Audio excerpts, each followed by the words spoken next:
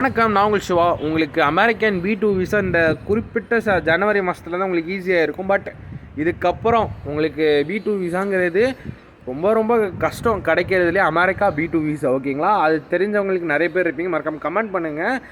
ஏன்னா இப்போது உங்களுக்கு தெரியும் அமெரிக்காவுடைய அடுத்த பிரதமர் யாருன்ட்டு நம்மளுடைய ட்ரம்ப்பு தான். ட்ரம்ப்பை பொறுத்தளவுக்கு make in America, made in America அதான் அவங்களுடைய மெயின் வசனமாகவே இருக்கும். அதனாலேயே இப்போ வெளிநாட்டிலேருந்து நிறைய பேர் அங்கே போய் வேலை பார்க்குறவங்களுக்குமே வேலை நிறைய போயிருக்கும். இப்போ B2 விசாலாம் எல்லாமே கஷ்டமாக இருக்கும். ஸ்டூடெண்ட் விசா மட்டுமே 2 வருஷம் கிட்ட வேலிடிட்டி கொடுத்துருந்தாங்க ஒர்க் பண்ணுறதுக்கு. இப்போ அதுவுமே கிடைக்காது.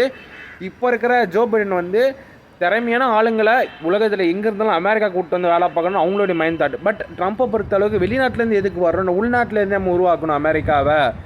அதனால 2 கட்சிக்கும் வேறு வேட்பாடு டோட்டல் எல்லாமே வேறு. இப்போ அதனாலேயே இப்போ ட்ரம்ப் வந்து வெயிட் பண்ணியிருந்து பார்ப்போம். அதுவரை உங்களை விடைபெறுவது உங்கள் MS from rose. Bye guys.